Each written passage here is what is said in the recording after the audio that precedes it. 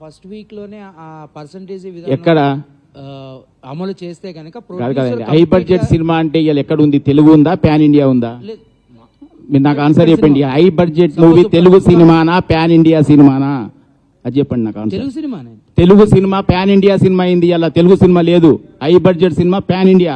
Pan India అన్నప్పుడు మరి బెంగళూరులో ఎందుకు పర్సెంటేజ్ ఇస్తున్నారు, మహారాష్ట్రలో ఎందుకు పర్సెంటేజ్ ఇస్తున్నారు, తమిళనాడు ఎందుకు పర్సెంట్ ఇస్తున్నారు? తెలుగు స్టేట్ ఏం చేసింది? మన సినిమా, మన హీరోలు, మన డైరెక్టర్లు, మన వ్యవస్థ. మనకేది మన థియేటర్లు ఎక్కడన్నా ఈరోజు? మీరు మాట్లాడండి సార్, మీడియా మీరు మాట్లాడండి, మీరు నిలదీయండి క్వశ్చన్లకు ఆన్సర్లని. మేము కాదు మాట్లాడాల్సింది. మేము మాట్లాడితే శిరీష్ రెడ్డి బ్యాడ్, శిరీష్ రెడ్డి ఇలా మాట్లాడతాడు. ఇది కాదు.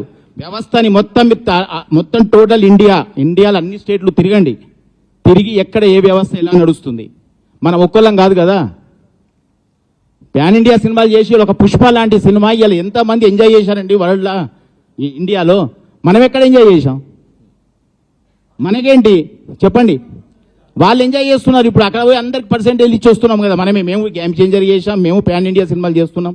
మేము ఇప్పుడు హిందీలో సల్మాన్ ఖాన్తో సినిమా చేస్తున్నాం. అంటే ఎంత పాన్ ఇండియా సినిమా అయినా తెలుగు స్టేట్స్లో వచ్చే డబ్బు వేరు, మిగతా దాంట్లో ఇప్పుడు మీరు అన్నట్టు బెంగళూరులో ఇస్తున్నారు, లేకపోతే తమిళనాడులో ఇస్తున్నారు అంటే నెంబర్ ఆఫ్ థియేటర్స్ తక్కువ అయి ఉండొచ్చు. ఇంకా అక్కడ దేర్ ఈస్ నో ఆల్టర్నేట్ అయి ఉండొచ్చు. కానీ రావాల్సిన డబ్బే ఇక్కడ. ఒక నిమిషం, నేను ఆన్సర్. ఆల్టర్నేట్ ఎందుకయింది?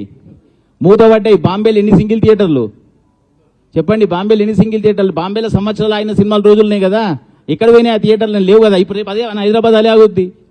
ఇంకొక 1 year తర్వాత మొత్తం ఏ థియేటర్ కనపడుతుంది? RRR రిలీజ్ చేశాను నైజాంలో. RRR సినిమాకి ఇప్పటికీ సినిమాకి 100 థియేటర్లు పోయినాయి తెలుసా మీకు?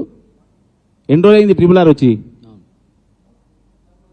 అంతరించిపోతుంది. ఇవన్నీ తెలిసిన వ్యక్తిగా నేను మాట్లాడుతున్నా. తెలియని వాళ్ళు చాలా మాట్లాడుతారు. ఇండస్ట్రీలో ఏ ప్రొడ్యూసర్ తెలియదు, ఏ థియేటర్ బంద్ అయింది తెలియదు, ఏ థియేటర్ ఉన్నదో తెలియదు. మేము మాట్లాడుతున్నాం, పోతుంది. ఎందుకంటే డిస్ట్రిబ్యూషన్లో ఉన్నాం మేము. ఇంక ఉండాలి వ్యవస్థలో. ఇక్కడ డిస్ట్రిబ్యూషన్ అయితే మూసుకోలేం కదా. సో అంటే బీయింగ్ ఏ ప్రొడ్యూసర్, మీరు ఇప్పుడు ఒక 100 కోట్ల సినిమా తీసారు అనుకుందాం. ఈ 100 కోట్ల సినిమాని రిలీజ్ చేసినప్పుడు అప్పుడు మీరు కూడా యాజ్ ఏ ప్రొడ్యూసర్గా ఈ పర్సంటేజ్ విధానాన్ని కావాలి అని అంటారా? 100%. ఎందుకంటే అంటున్నానంటే మీకు ఇది చెప్తా. వ్యవస్థ మారాలంటే ఇక్కడికి వెళ్ళి మారాలి, పైనుంచి మారదండి, ఇక్కడి నుంచే మారాలి. పాలిచ్చేవాడు పాలేరయ్యాడు. ఇవాళ వ్యవస్థ ఇక్కడ నుంచి స్టార్ట్ అవుతుంది, రెవెన్యూ ఇక్కడికి వెళ్ళి మొదలవుతుంది, థియేటర్ నుంచి రెవెన్యూ మొదలవుతుంది.